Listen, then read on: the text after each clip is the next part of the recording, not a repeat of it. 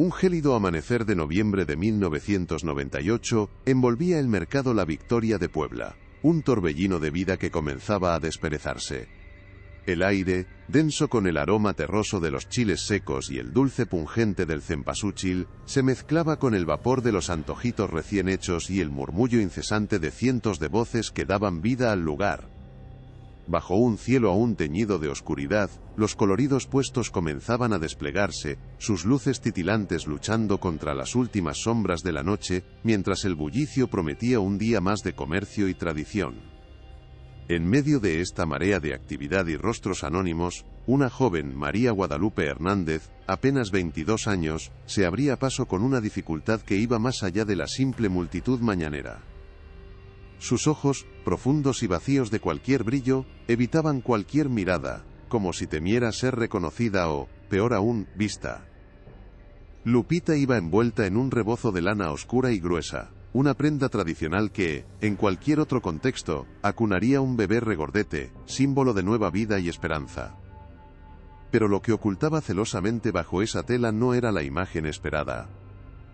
Era un bulto inusual, una forma extraña y blanda que no se ajustaba en absoluto a la silueta de un recién nacido sano y dormido. La manera en que lo sostenía, con una mezcla palpable de desesperación y un terror helado, revelaba que no era una madre orgullosa llevando a su hijo al bullicio del mercado ni a una visita familiar. Su paso era arrastrado, cada movimiento parecía una carga insoportable, como si el peso de su secreto fuera tan tangible como el misterioso envoltorio que apretaba contra su pecho, una sombra en la vibrante mañana. Una anciana vendedora de hierbas medicinales, con ojos que habían visto pasar innumerables historias en ese mismo mercado, observó el paso de Lupita con una inquietud palpable. Un escalofrío inexplicable recorrió su espina dorsal, una premonición oscura de que algo terrible se cernía sobre esa joven.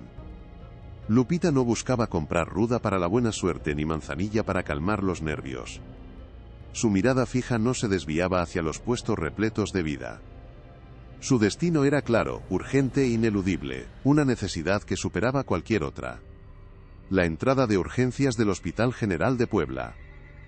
¿Qué secreto tan profundo y doloroso podía llevar una joven para irrumpir así en la madrugada, con un bulto que desafiaba toda lógica y una mirada que pedía un socorro que nadie se atrevía a ofrecer? La respuesta, aún envuelta en misterio, se ocultaba en las sombras de una tragedia familiar que Puebla estaba a punto de descubrir. Lupita llegó al Hospital General de Puebla en un estado de shock que helaba la sangre, su rebozo aún envolviendo el bulto inusual que había cargado por el mercado. Bajo la tenue luz de la sala de urgencias, se reveló la cruda verdad. 2 recién nacidos, gemelos, con graves deformidades físicas y un pronóstico sombrío que presagiaba una batalla perdida desde el primer aliento. El personal médico, acostumbrado a las tragedias, sintió un escalofrío al examinar a los pequeños. La noticia de los bebés milagro, como algunos susurraban con una mezcla de morbo y compasión, comenzó a circular por los pasillos, pero la realidad era infinitamente más oscura y compleja de lo que nadie podía imaginar. Aquella madrugada de noviembre, el velo de un secreto ancestral estaba a punto de rasgarse, revelando una herida profunda en el corazón de Puebla. Fue la doctora Elena Rojas, pediatra experimentada de 40 y tantos años, tenaz y con una ética profesional inquebrantable, quien primero intuyó la magnitud del horror. Al examinar a los gemelos, sus ojos expertos detectaron un patrón de anomalías genéticas inusuales, rasgos faciales atípicos, sindactilia, y problemas cardíacos y neurológicos, que no podían ser mera coincidencia. Su preocupación se intensificó al observar a Lupita. La joven presentaba signos evidentes de abuso crónico, marcas de una violencia silenciosa que se había perpetuado en el tiempo. La doctora Rojas, con su vasta experiencia, no tardó en sospechar una consanguinidad extrema, una posibilidad que, en su mente se negaba a aceptar, pero la evidencia era innegable. La verdad, que empezaba a materializarse en la mente de la doctora Rojas, era infinitamente más oscura que cualquier milagro o accidente genético. Los gemelos eran el devastador fruto de un incesto prolongado y forzado, perpetrado por el propio padre de Lupita. La pregunta resonaba sin respuesta en los silenciosos pasillos del hospital. ¿Cómo pudo esta atrocidad mantenerse oculta durante años en una comunidad tan tradicional y devota de Puebla, donde el qué dirán y la honra familiar eran pilares inquebrantables.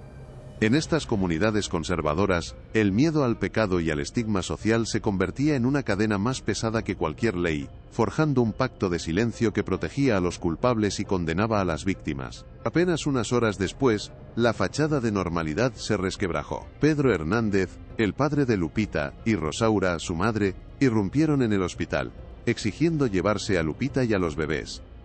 Alegaban vergüenza familiar y tradiciones para justificar su prisa, presionando al personal médico para que no indagara más. Lupita, aterrorizada y visiblemente coaccionada, se negaba a hablar, sus ojos vacíos reflejando el tormento de años. Pero la doctora Rojas, desoyendo las amenazas y las presiones, sabía que no podía permitirlo. Era su deber proteger a Lupita y a los indefensos gemelos. Determinada a desentrañar la verdad, ordenó pruebas genéticas urgentes, un cariotipo y un panel de consanguinidad para los recién nacidos, una decisión que marcaría el inicio de una lucha por la justicia. Los resultados de las pruebas genéticas llegaron, sellando el destino y la verdad de una forma devastadora. El cariotipo y el panel de consanguinidad confirmaron lo que la doctora Rojas había temido desde el primer instante. Una probabilidad altísima de parentesco de primer grado entre los progenitores de los gemelos.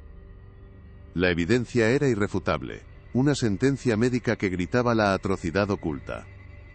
Aquel informe, con sus datos precisos y fríos, se convirtió en la prueba más contundente de un horror inimaginable, desvelando la verdad detrás de las malformaciones de los pequeños. Un escalofrío recorrió la espalda de la doctora, una mezcla de repulsión y la sombría confirmación de que su intuición había sido dolorosamente certera. Ahora, con esa verdad en sus manos, su deber era ineludible: proteger a Lupita y a los indefensos bebés. El velo de silencio que cubría a la familia Hernández estaba a punto de rasgarse por completo, exponiendo una herida purulenta en el corazón de Puebla, un crimen silenciado por el miedo y el qué dirán. Con la irrefutable prueba genética en sus manos, la doctora Rojas supo que la batalla apenas comenzaba y que necesitaría aliados. Sin dudarlo, contactó de inmediato a la licenciado Sofía García del DIF de Puebla, una abogada joven, idealista y con una reputación de férrea defensora de los derechos de la infancia. Sofía, al escuchar el estremecedor relato de la pediatra y revisar los informes médicos, sintió cómo la indignación y la determinación se apoderaban de ella. Era un caso que desafiaba la moral y las leyes, un tabú arraigado en la oscuridad de una familia. La abogada entendió la magnitud del desafío. No solo se trataba de un crimen, sino de desentrañar una red de silencio y complicidad que había permitido que tal aberración persistiera en una comunidad donde la honra y las apariencias eran pilares inquebrantables. El compromiso de Sofía fue instantáneo, una promesa de justicia para Lupita y sus pequeños. El primer paso de la licenciado García fue acercarse a Lupita, una tarea delicada que requería paciencia y una empatía profunda. La joven madre permanecía sumida en un estado de shock, sus ojos vacíos reflejando años de tormento y la pesada carga de su secreto. Cada palabra de Sofía era una invitación a la confianza, un ofrecimiento de un espacio seguro lejos de las amenazas y la coacción familiar. Le habló de protección legal, de los derechos que le amparaban y de la posibilidad de romper las cadenas invisibles que la habían atado. Lupita, aterrada, apenas balbuceaba, su cuerpo una fortaleza de miedo y vergüenza. Sofía sabía que el camino sería largo y arduo, pero no cejó. Comprendía que el silencio de Lupita no era rebeldía, sino el eco de un trauma profundo, una supervivencia forzada por el terror. Con cada visita, cada palabra de aliento y cada promesa de seguridad, el muro de silencio que rodeaba a Lupita comenzó a resquebrajarse. Finalmente, en un susurro apenas audible que se convirtió en un grito ahogado de dolor, la joven madre empezó a desvelar la verdad. Lágrimas de años contenidas rodaron por sus mejillas mientras relataba, con detalles escalofriantes, el abuso sistemático perpetrado por su propio padre, Pedro Hernández, el patrón. Contó cómo las amenazas, la manipulación y el miedo al escarnio público la habían mantenido cautiva en una pesadilla doméstica, silenciada por la vergüenza y el control férreo de su progenitor. Su testimonio era un desgarrador relato de una vida robada, un cuerpo profanado y un secreto familiar que había envenenado su existencia hasta el punto de dar a luz a los gemelos. Armadas con la estremecedora confesión de Lupita y las irrefutables pruebas genéticas, la licenciado García y la doctora Rojas formalizaron la denuncia ante las autoridades.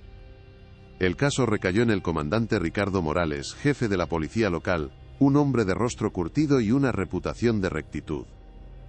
Sin embargo, incluso él sintió el peso de la influencia de Pedro Hernández en la comunidad. Inicialmente Morales se topó con una pared de escepticismo y resistencia. El incesto era un tema tabú, algo que la gente prefería barrer bajo la alfombra, especialmente si involucraba a una figura como el patrón, aparentemente respetado. El ¿qué dirán? Y la fachada de familia ejemplar eran barreras difíciles de derribar, pero la gravedad de las pruebas y el testimonio de Lupita obligaron al comandante a iniciar una investigación formal, aunque con cautela, sabiendo que se adentraba en un nido de víboras. La investigación del comandante Morales tropezó casi de inmediato con una pared de silencio y desconfianza. Pedro Hernández, el patrón, ostentaba una influencia que iba más allá de su posición económica.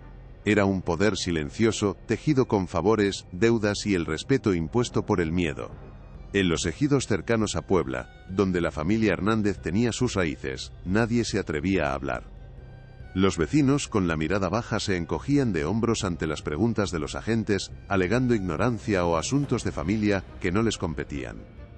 Incluso dentro de la propia corporación policial, algunos subalternos mostraban una reticencia inusual, sugiriendo que no era bueno meterse con gente de peso, o que la credibilidad de Lupita, una mujer deshonrada, era cuestionable.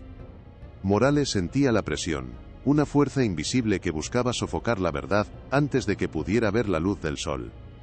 La burocracia, a menudo un laberinto en México, se convirtió en un aliado inesperado para Pedro.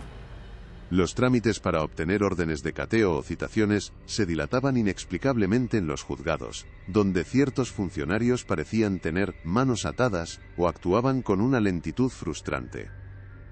Expedientes importantes se extraviaban momentáneamente o requerían firmas adicionales sin justificación. Sofía García y la doctora Rojas sentían la impotencia de ver cómo el sistema, diseñado para proteger, se convertía en un escudo para el perpetrador.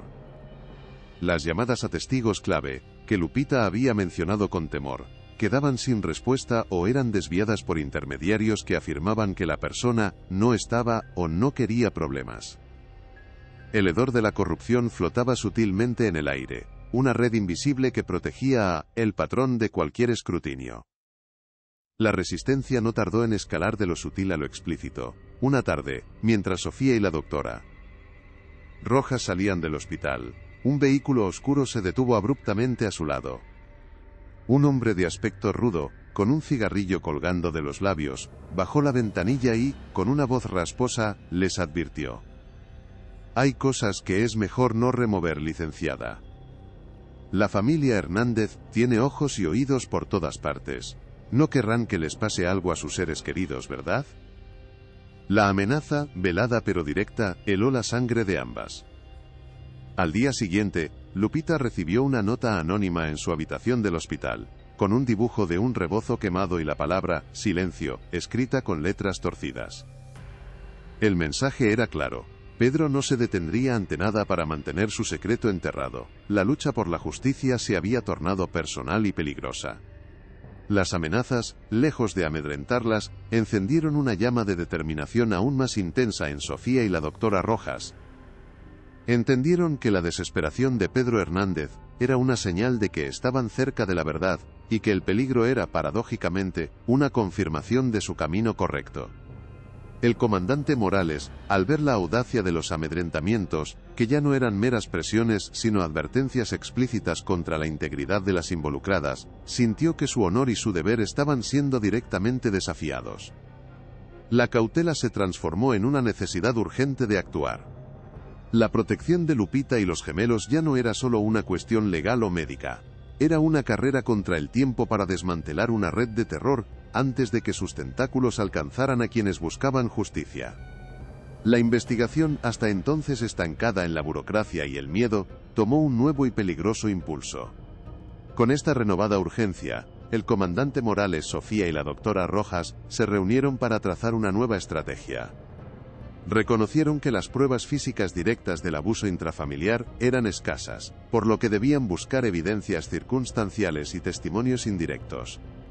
Se decidió ampliar el radio de investigación más allá de la casa de los Hernández, buscando patrones de comportamiento en la comunidad.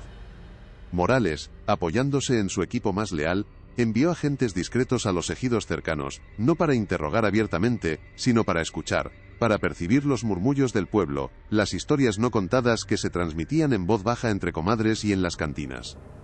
Se sabía que el silencio era cómplice, pero también que las verdades más oscuras siempre dejan un rastro, un eco en la memoria colectiva. La licenciado García, por su parte, propuso una vía más técnica, inspirada en las recientes capacitaciones del DIF en criminología forense.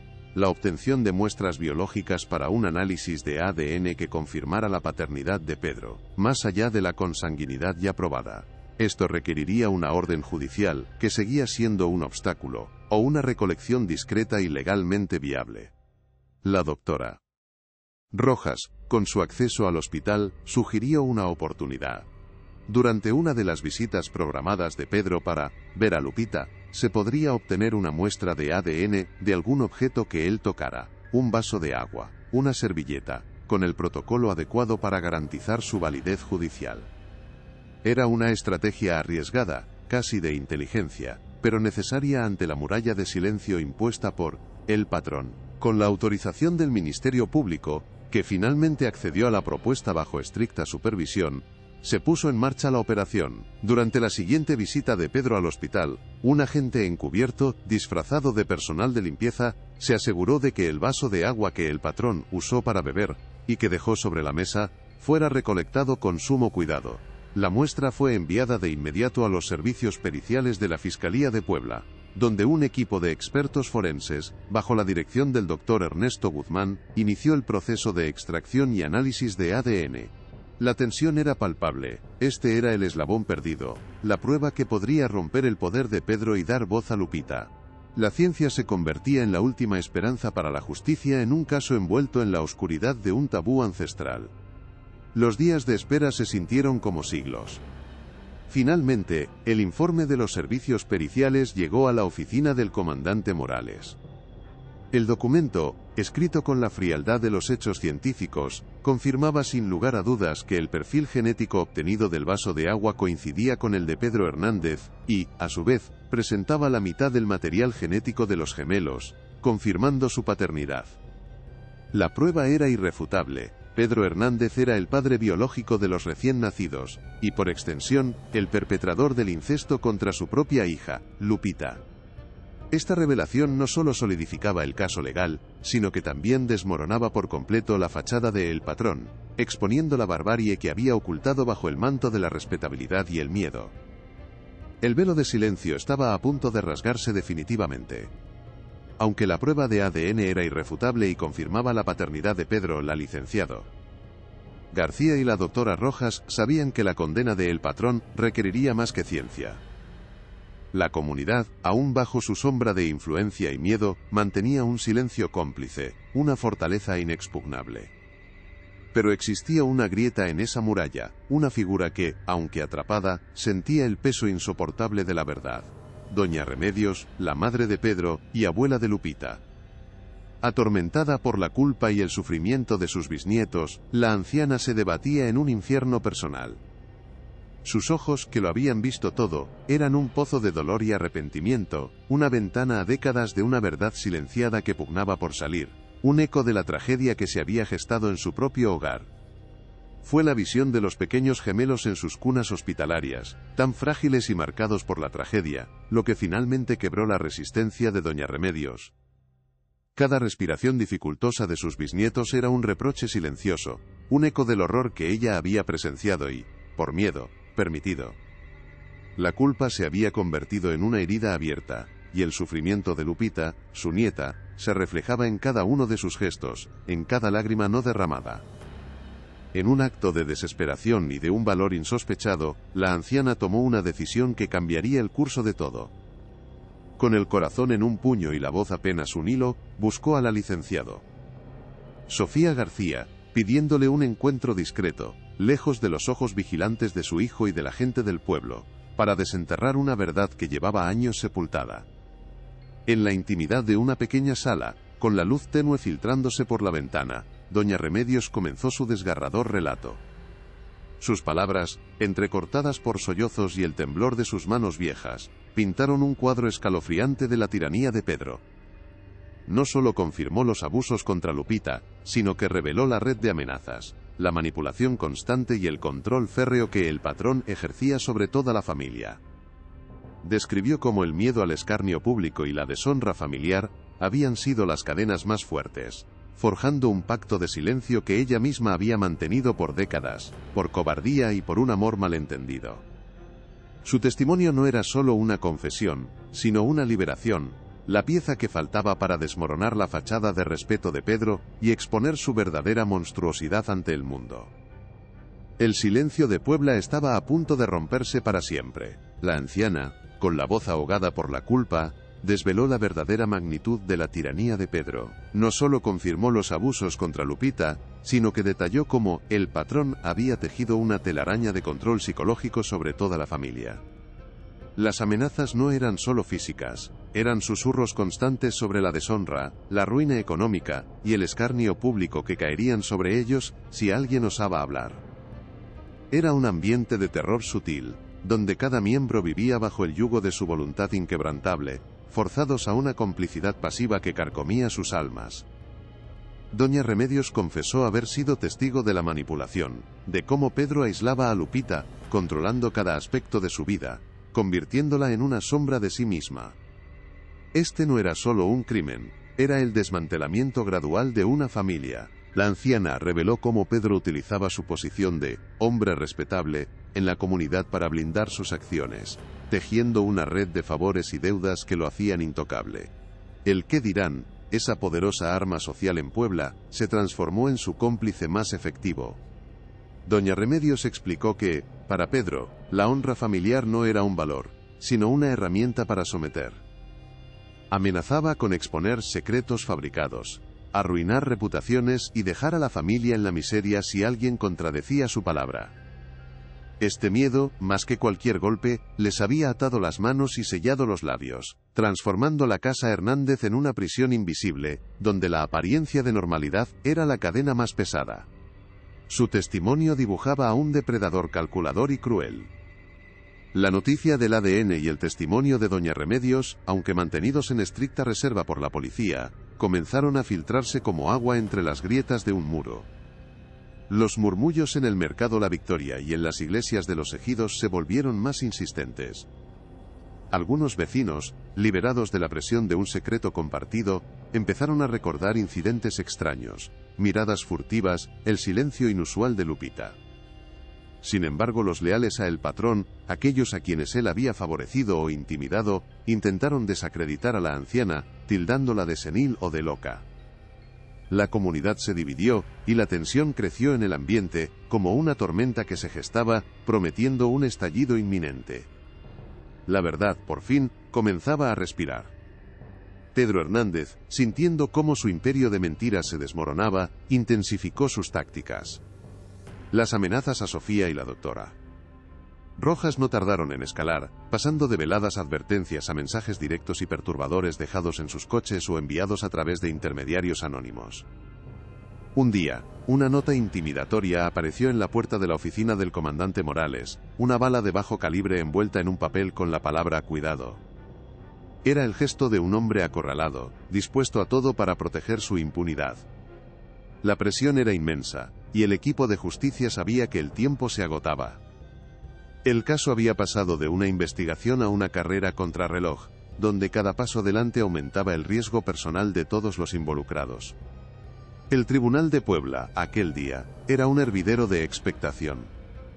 Cada asiento estaba ocupado, el aire denso con una mezcla de tensión y el murmullo contenido de la gente. La mirada de Sofía García se cruzó con la de la doctora Rojas, ambas conscientes del peso de ese momento.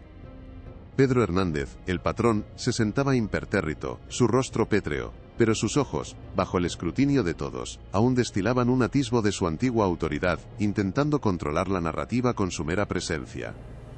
Cuando Lupita fue llamada al estrado, un silencio sepulcral invadió la sala. Su figura, pequeña y aún frágil por el trauma, se irguió con una fuerza que nadie, ni siquiera ella misma, sabía que poseía.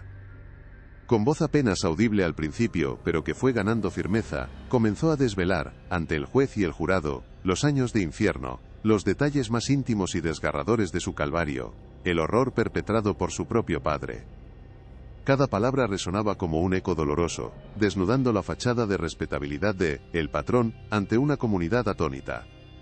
La doctora Elena Rojas, con la serenidad que le confería la ciencia y la verdad, tomó el estrado después de Lupita. Sus palabras fueron claras, concisas, presentando las pruebas genéticas irrefutables, el cariotipo de los gemelos, el panel de consanguinidad y el análisis de ADN que confirmaba la paternidad de Pedro Hernández. La evidencia era abrumadora, una sentencia médica que sellaba la atrocidad. Luego, en un momento que paralizó la sala, doña Remedios, la abuela de Lupita, fue llamada a testificar. Su rostro, surcado por las arrugas de una vida de silencio y dolor, reflejaba la culpa que la había carcomido. Con la voz quebrada por la emoción pero con una convicción inquebrantable, la anciana corroboró cada palabra de su nieta. Desveló décadas de tiranía, de amenazas, de un control férreo que había mantenido a toda la familia cautiva, explicando el pacto de silencio que ahora, por fin, se rompía. Su testimonio fue un golpe demoledor para la defensa de Pedro, quien la miraba con una furia contenida. Ante la avalancha de pruebas científicas y los testimonios desgarradores, la imponente fachada de Pedro Hernández comenzó a resquebrajarse. Su mirada, que antes intentaba intimidar, ahora se veía perdida, reflejando el pánico de un hombre acorralado. Las mentiras meticulosamente tejidas durante años se desmoronaban bajo el peso de la verdad, expuestas por la valentía de Lupita y la confesión de su propia madre. La sala entera contuvo el aliento mientras el jurado, tras una deliberación que pareció eterna, regresaba con el veredicto. La palabra culpable resonó con una fuerza atronadora, ahogando los últimos vestigios del poder de El Patrón. Un suspiro colectivo de alivio y una lágrima silenciosa en el rostro de Lupita marcaron el fin de una era de terror. Era un momento efímero de justicia, un primer paso hacia la sanación, que prometía una nueva vida para Lupita y sus pequeños, lejos de las sombras del pasado que habían oscurecido su existencia. La sentencia contra Pedro Hernández resonó como un trueno en el Tribunal de Puebla, marcando el fin de una era de terror y la caída de El Patrón. Fue condenado a una pena de prisión significativa, un castigo que, aunque no borraría el dolor, representaba un paso crucial hacia la justicia. Para Lupita, este veredicto era el inicio de un largo y arduo camino de sanación. Bajo la tutela del DIF de Puebla, sus pequeños gemelos, a pesar de sus desafíos de salud, recibieron el cuidado médico y psicológico necesario, garantizando un entorno seguro y amoroso por primera vez en sus cortas vidas. La comunidad, aunque inicialmente dividida, comenzó a procesar la cruda verdad, enfrentándose a los silencios cómplices que habían permitido la atrocidad. El caso de los gemelos de Puebla desnudó las grietas en el tejido social, obligando a muchos a confrontar la oscuridad que puede anidar incluso en los hogares más respetables. El impacto del caso trascendió las paredes del tribunal, dejando una huella imborrable en la conciencia colectiva de Puebla. La valentía de Lupita, la tenacidad de la doctora Rojas y la licenciado García, y la desgarradora confesión de doña Remedios, rompieron el velo de un tabú ancestral. Este suceso forzó a la sociedad a mirar más allá del qué dirán, confrontando la peligrosa complicidad del silencio en la violencia intrafamiliar. Se impulsaron campañas de concientización, y el DIF de Puebla fortaleció sus protocolos para la detección y protección de víctimas de abuso, demostrando que incluso de la tragedia más profunda puede surgir un impulso para el cambio. El legado de los gemelos de Puebla no fue solo la condena de un monstruo, sino la chispa que encendió una conversación necesaria sobre la honra, el miedo y la urgente necesidad de proteger a los más vulnerables en el corazón de las familias mexicanas. Lupita, con el apoyo inquebrantable del DIF y el recuerdo de sus hijos, comenzó a reconstruir su vida, encontrando una fuerza interior que nunca imaginó poseer. Su voz, antes silenciada por el terror, se convirtió en un faro de esperanza para otras víctimas, demostrando que el silencio puede romperse y la justicia puede prevalecer. Los gemelos, aunque con cicatrices físicas y emocionales, tuvieron la oportunidad de una existencia digna, lejos de la sombra de su padre. Este caso es un recordatorio sombrío pero vital, de que la oscuridad anida en los lugares más insospechados, pero también de que la verdad, la empatía y la valentía pueden, finalmente, traer la luz a las sombras más profundas de nuestra sociedad. Si esta historia te ha conmovido y crees en la importancia de romper el silencio, dale me gusta a este video, suscríbete para no perderte nuestros próximos casos y comparte tu opinión sobre la valentía de Lupita en los comentarios. Juntos podemos seguir iluminando estas verdades.